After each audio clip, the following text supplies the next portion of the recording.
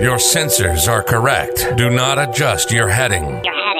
You've discovered the Omega Particle, streaming to the Alpha Quadrant and beyond. Here's your host, the Anchorman of the Federation, the Doctor of Dilithium. This is Jonathan Wiegand.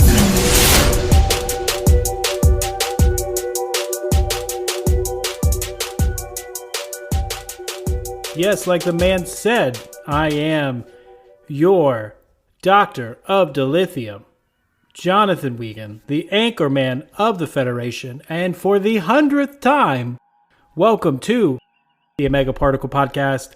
Wow, I still can't believe it that we're actually here, 100 episodes. That seems wild to me, especially since I think the average podcast only gets 7-8 episodes in. Is that still right, Luna? Okay. We started the podcast February 2020.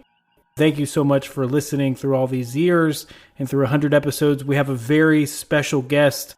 The absolute love of my life is on, and we're going to be discussing a great episode of Trek called Tapestry from Next Generation, and I can't wait to get into it and tell you guys all about it. My wife has been on a couple times throughout the podcast, and she always gives great insights, so we're going to get into that with her. Please remember to rate, review, and subscribe. It helps out the podcast, gets us out there, and we just want to say thank you. I think we just hit over 32,000 Instagram followers, so that's mind-blowing, mind-boggling, as they say. Without further ado, let's not wait any longer. Let's get into our review of Tapestry, The Next Generation, Season 6, Episode 15. Luna, let's roll.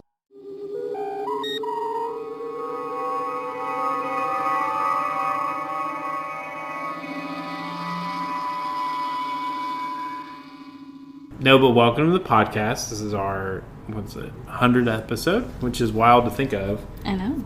Because it'll be 4 years.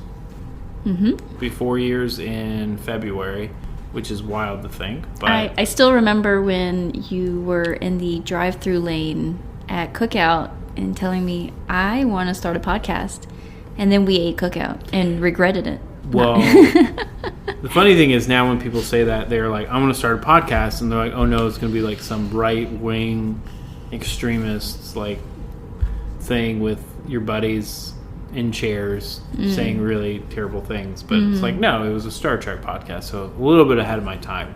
It's our 100th episode, but before we get into it, did you want to go into a little bit about, I know I'm kind of putting all my tags of your art. Did you want to kind of go into a little bit of your art, or did you want me to introduce you with that stuff? Or yeah, I mean, I'm an oil painter, and I only use a limited color palette of black and white, but I like to simplify my color palettes with very detailed landscapes and seascapes, and I find a lot of joy and challenge in doing that, and so that's currently the path that I'm on with my oil painting. So yeah. Well, cool. We'll definitely check her stuff out. It's in our episode description and on all social media. But speaking of art, do you know what's like art?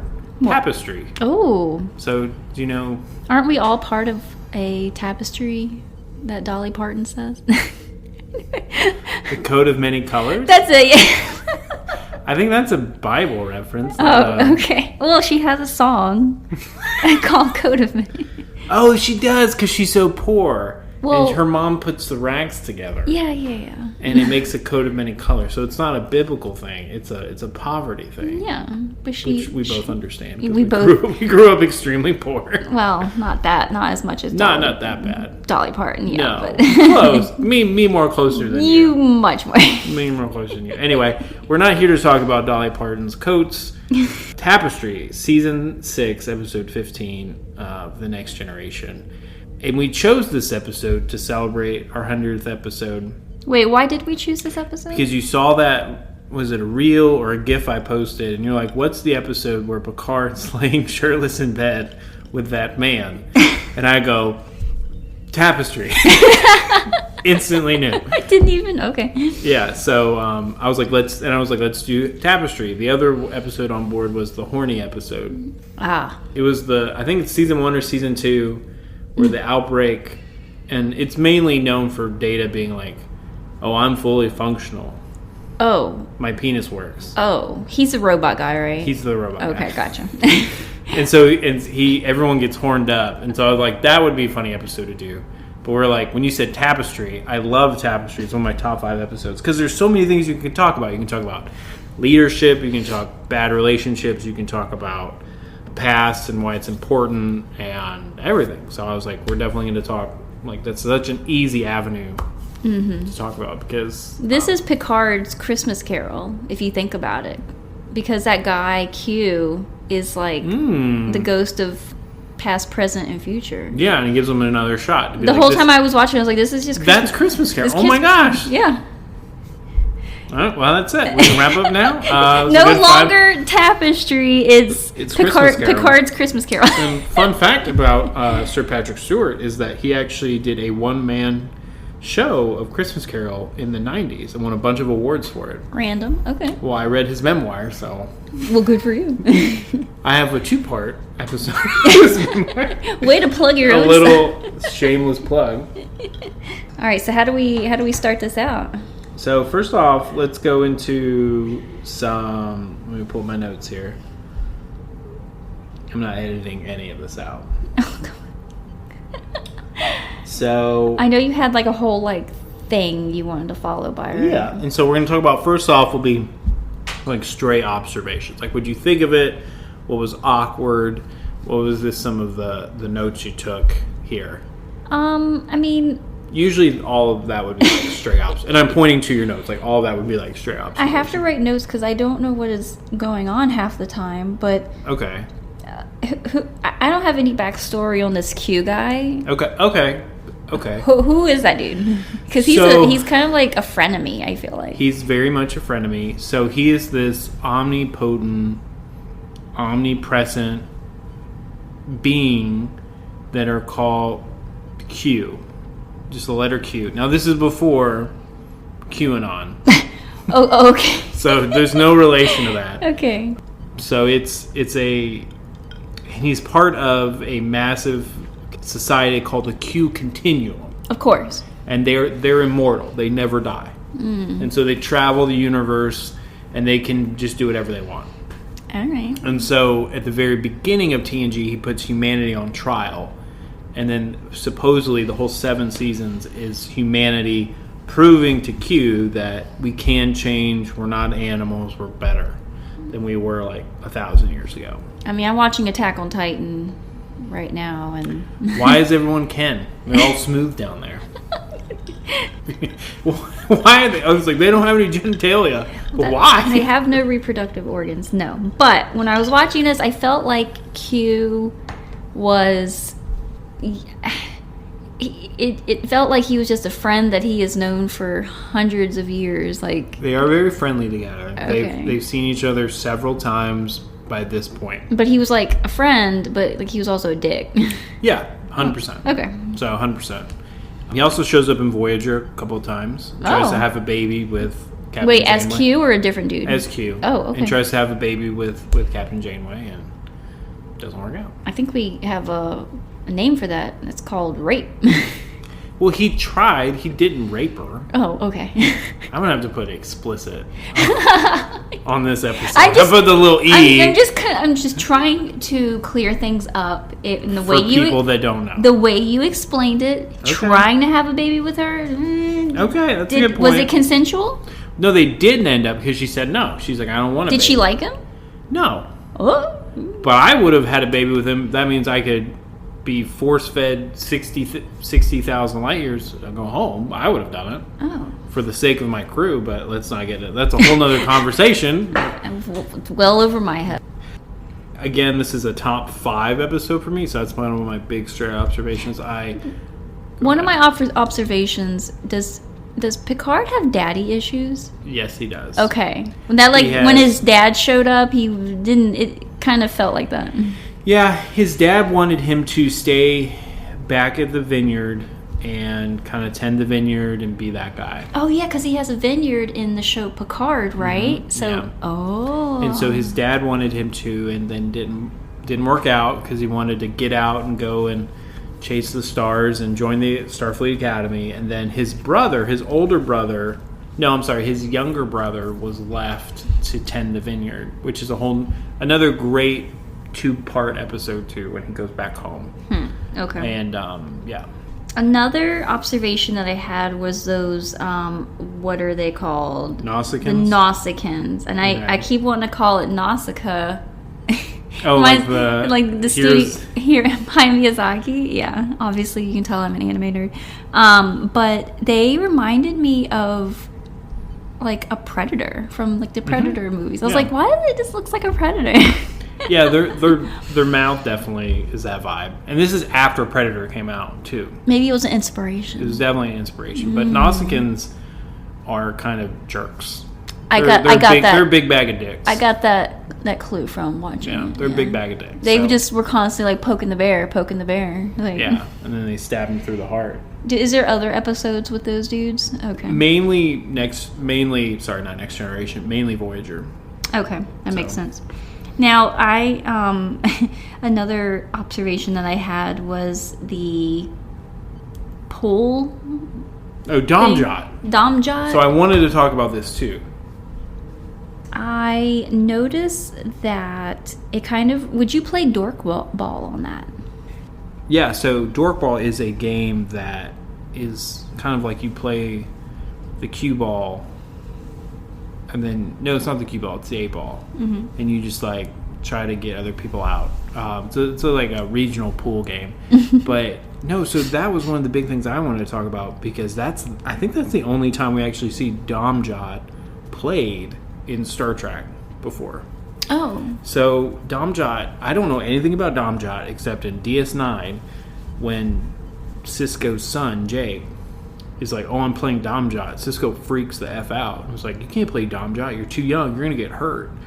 And I was like, get hurt? What? And so I thought it was like this kind of Parisi Squares type of situation, which is a very dangerous game in the Star Trek universe. But when I saw it, I was like, oh, they're playing with like tiny pool sticks. Is it because the Nausicaans like it so much? I don't know. Maybe it's a betting thing. Oh, I can see that, yeah. It's like, I don't want you playing because you're going to be like a lot of money to some bookie or something. But that was actually something I wanted to talk about. I was like, we don't really get any explanation. So that's more of a writer's thing more than a... Another observation I had was that they didn't try to change Jean Luc's image in the mirror. They just like kept him older. I was like, that would have been like a little bit better as far as like, oh yeah, like presentation wise, to be like, oh, in the mirror he like looks young, but they just kept him look older, you know. I would have liked that too, because they even did that in another episode. It's called like Rascals, I think. Mm-hmm. And they all get turned into little kids. Mm-hmm. And Jean Luc gets turned into a little kid. So I was like, they did it with that one. I just don't know why they just didn't do it with that young actor. I think they probably just didn't. It's a lot of work, I guess, putting makeup on him and then putting like a fake hair on him and all that kind of stuff. So they probably just were like, screw it. But that's a good point. And so if you like fast forward with that Marta chick, like I just thought that she was like so after like Jean Luc, and then suddenly she's like, the deed is done, and she's like, okay, bye. Well, maybe it was like, I was thinking she was so about him. She was so, and then they had sex, and yeah. then she's like, I want nothing to do with you, which makes me think the D was bad. The Enterprise D was not that great. Wait, did she give a reason why other than like it just wouldn't work out? Yeah, and it like ruined the friendship.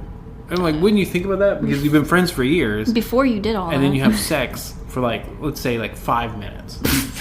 That's a lot. It's generous. 5 minutes. And then it's ruined. You never want to see each other again. It must have been like... Yeah. It must have been bad. Yeah. Unless she thought, oh, he'll be, you know, I guess how the original Jean Luc was, and it's like dominating and cool, and, you know. She's getting lovemaking of a much older man. So maybe he's like... He needs to slow down. Or he needs to speed up. Or probably. take a break. He needs to he needs to take a break. Our son might listen to this one day, so let's keep it as PG as possible. And another thing that I thought was so funny is that the Noskins were like, "Oh no, we're gonna fight that girl." Yeah. I had that in my notes too. It was like when they break out at the fight, and there's like, all right, we're gonna all get in a fight, and like there's like 3-on-3, and one Noskin was basically like, I'm going after this like 5'4" female. Yeah.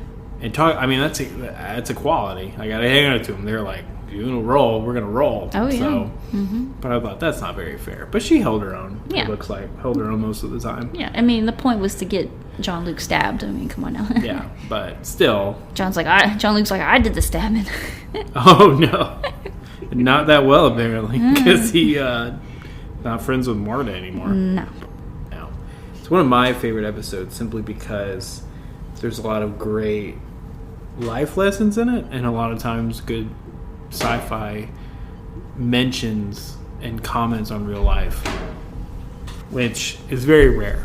Yeah, I think it had a good overall message. It's like, if you take out one thing that you think, oh, that's not important, and the rest of it just comes undone for sure. It unravels the tapestry of your life. And, I know for me, for example, there's definitely things that I regret and I'm not happy or proud about, but at the same time, like, I wouldn't be the same person either without those things. So yeah, most specifically, like relationships, like bad relationships. I've been in bad relationships. One really bad relationship before. But if you hadn't been in that bad relationship, you wouldn't have met me. Yeah, and it wouldn't have made me appreciate the best thing in your life. Exactly. And it wouldn't have made me appreciate certain aspects of our relationship if I didn't have that. Yeah. Because it was like, man, this sucks. But at the same time, I learned a lot. And looking back on it now, probably, 13, 15 years out of it, I was like, yeah, I'm glad I went through that. I'm glad the decisions sucked, but it worked out in the end. If you took that away, I wouldn't be the same person or the same husband or anything like that. So, and I think Jean Luc getting stabbed, did it suck in the moment? Yeah, but did he need that to show I'm BA and brave and don't take crap off nobody? Yeah, I did that too. Like you said, it made him value human life and gave him the respect of human life and the ability to take risk. And this is a great leadership example of that too, because you have to be able to take risk and jump off, not only in professional settings but also personal settings too. Like, if you don't take any risks, you're going to end up a junior grade lieutenant astrophysicist person who just files reports all day, doesn't do anything with their life because they just want to stay safe. So no matter what, there's always a danger and risk taking you have to do to have any type of legitimately good life. So, but the biggest lesson of all, don't bone your friends. Exactly. Yeah, it was kind of weird because, like, at the beginning of the episode, they were like the best of friends, and literally in like 2 days he ruined everything. Like, he was like, I'm not going to sleep with her, I'm going to sleep with her, ruin it, even though she was head over heels for me for years. I think maybe it was the stabbing and the bravery that probably got her. But could have been. Was she the one that got away? No. That's Beverly, Dr. Beverly Crusher. Like, she's the crush. Crush that dick. So no. Definitely needs an E on that. No, needs an E. No, so she is the one that got away and then eventually gets her back. So has a son with her and everything that we learned. Spoilers. Well, it's been out for like a long time, so still, Picards season 3 spoilers. I respect people who are waiting. I can't afford Paramount Plus, so I'm waiting till I can. At this point, you have to. You have to kind of just move on from that. I remember I was doing spoiler alerts for like DS9 and Voyager, and I'm like, the show's like 30 years old, and so kind of goes into like kind of a really mild recap of the episode. So he gets kind of an energy blast at this negotiation table or some diplomatic thing.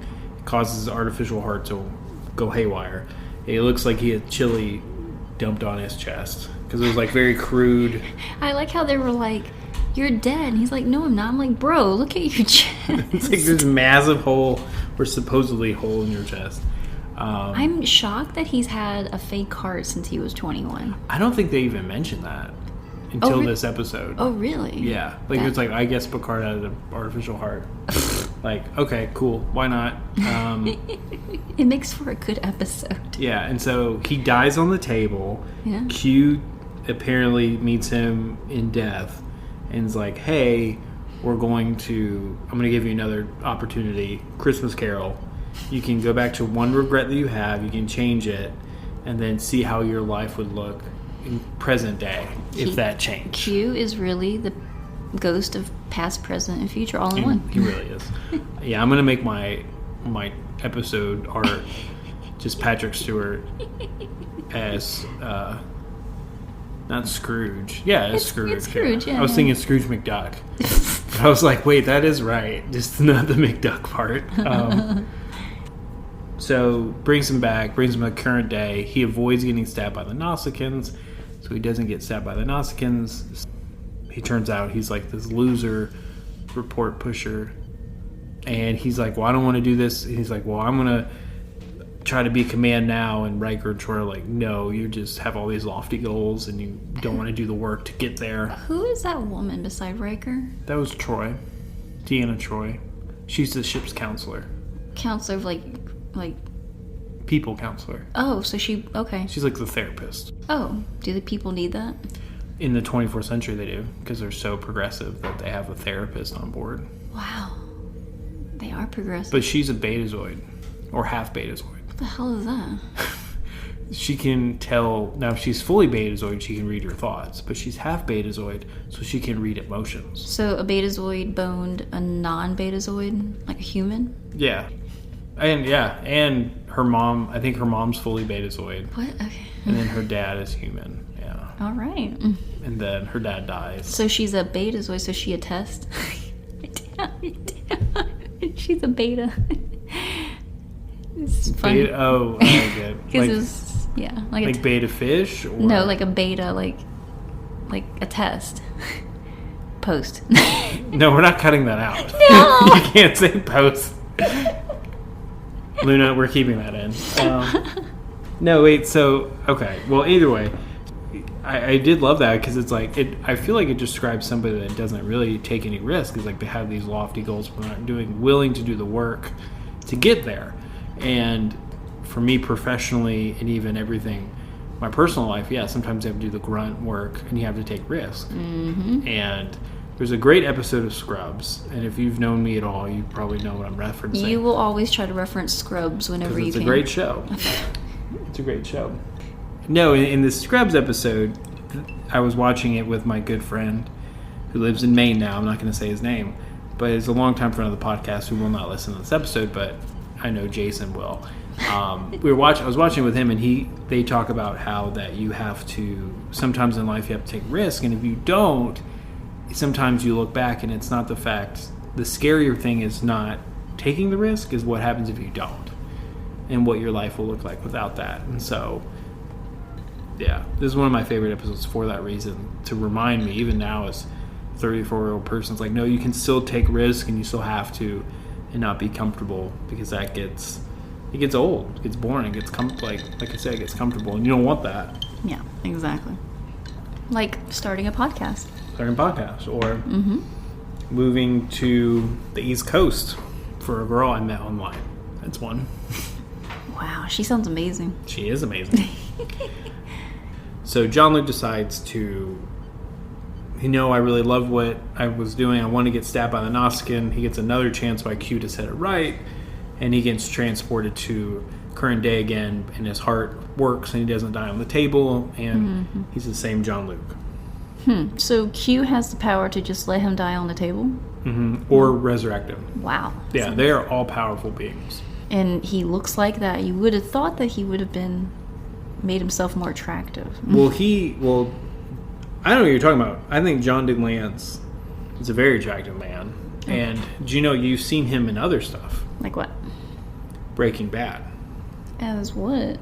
Spoilers for Breaking Bad. Do you know when the airplane explodes? And poop flies everywhere? Well, poop and that's like that teddy bear flies everywhere. Yeah. He's the air traffic controller.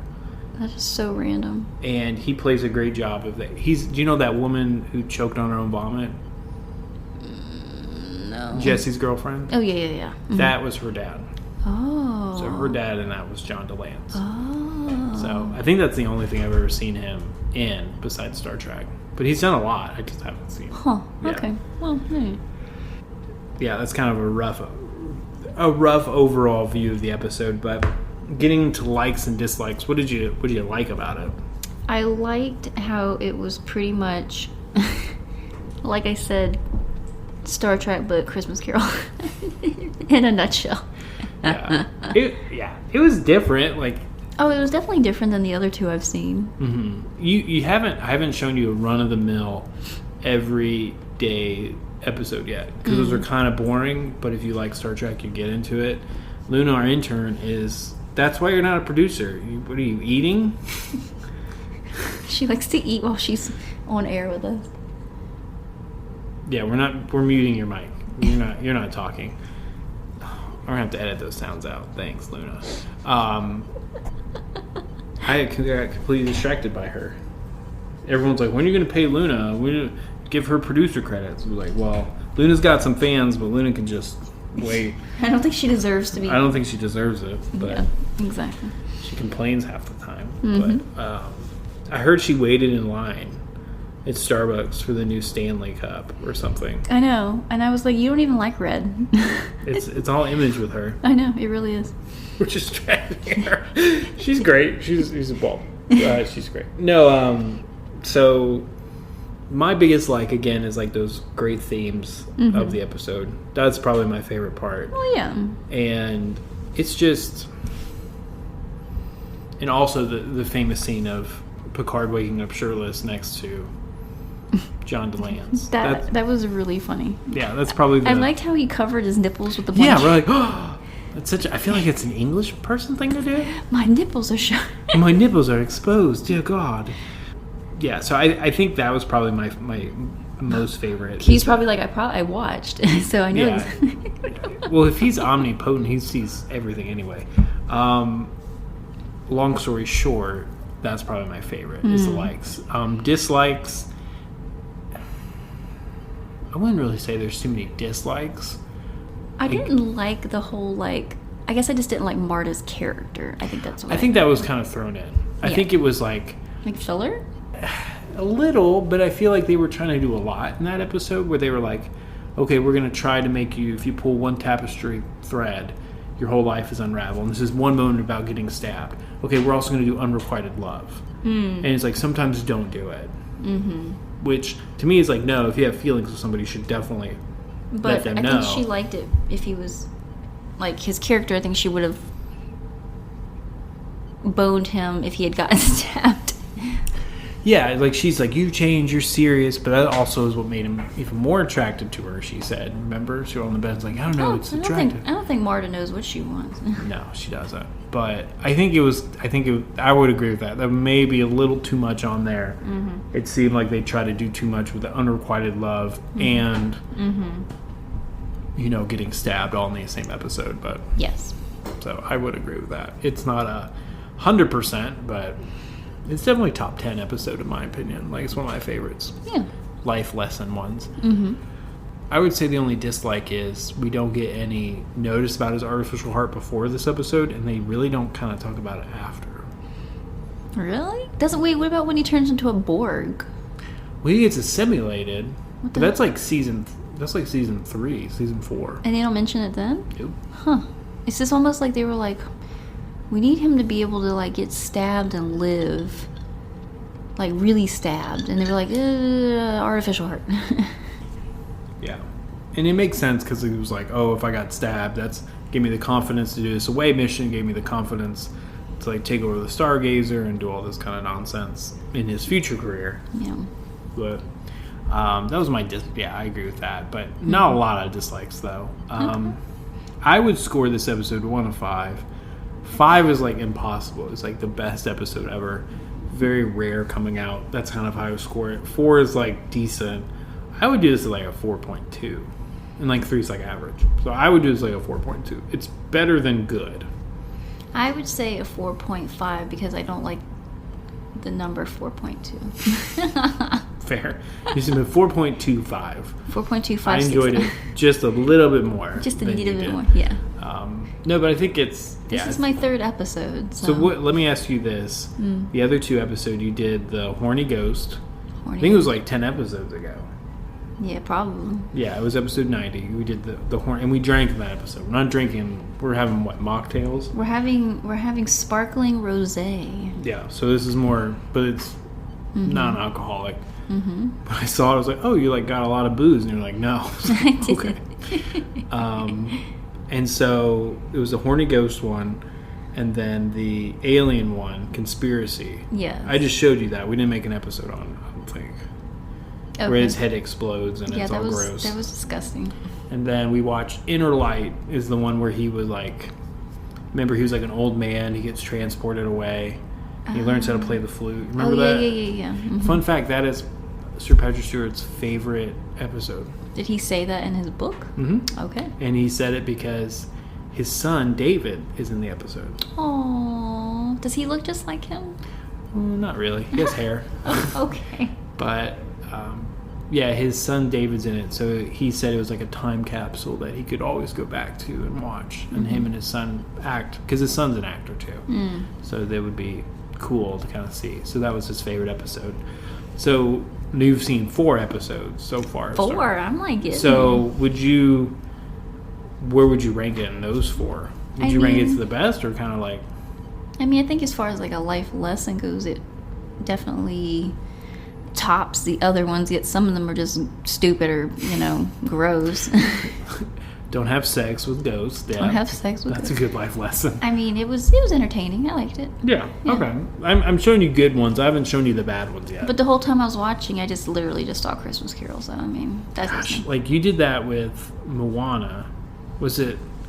No, it wasn't Moana. It was the candle. It was a sexy candle of Encanto. Yeah. So I love how you always relate them to another movie. You're like, oh, this is Encanto. And I was like, holy crap, it is. And then now you're like, oh, this is Christmas Carol. And I've probably seen Tapestry maybe like 5 or 6 times. And you never put that together? Never put that together. Huh.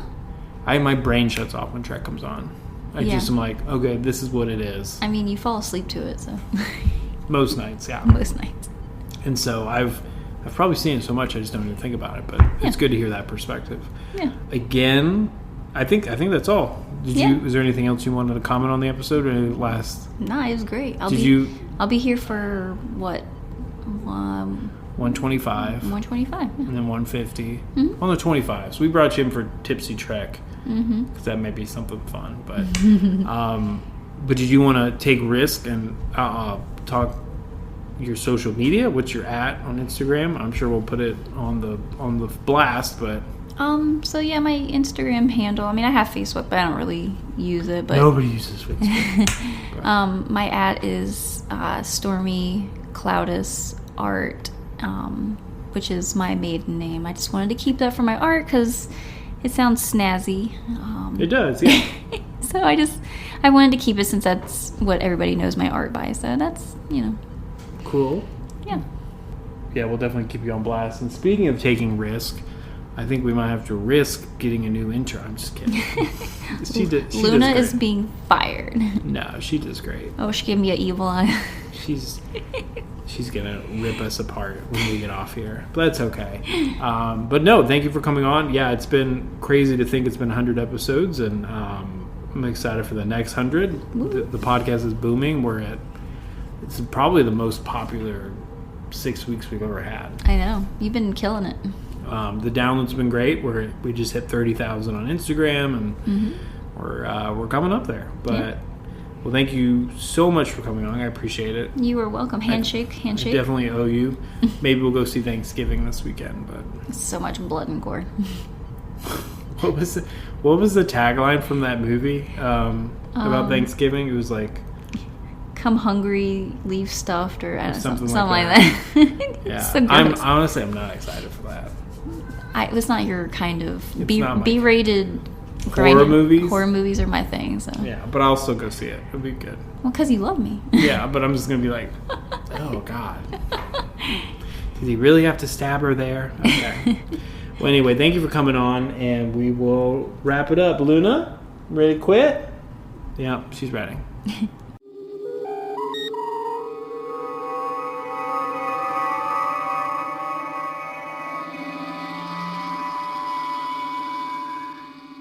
Gosh, I always have so much fun whenever my wife comes on, and I swear, like the last time we reviewed the Sexy Ghost Candle, it was Encanto, and then now it's Christmas Carol. I'm definitely going to probably do something with the episode art with Picard and Q laying in bed and maybe some Muppet Christmas Carol, because that is my favorite Christmas movie. Again, thank you all so much for listening.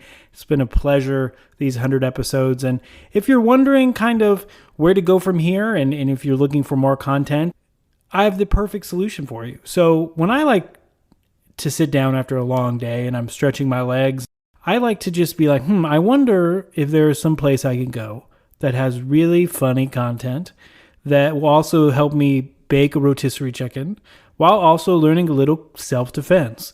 And that place is none other than www.jasontalksmovies.wordpress.com. Yes, he does it all, folks.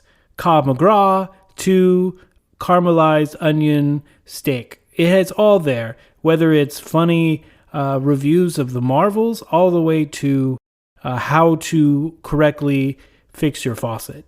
It does it all without fail. And all of these statements are true 1,000%. The website link is in the description of the episode. He's a longtime friend of the podcast. Please go check it out. And as always, thank you so much for listening. I appreciate it 1,000 times.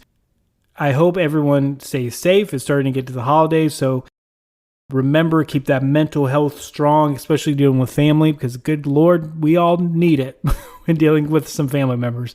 Can I get an amen? Luna, let's check us out.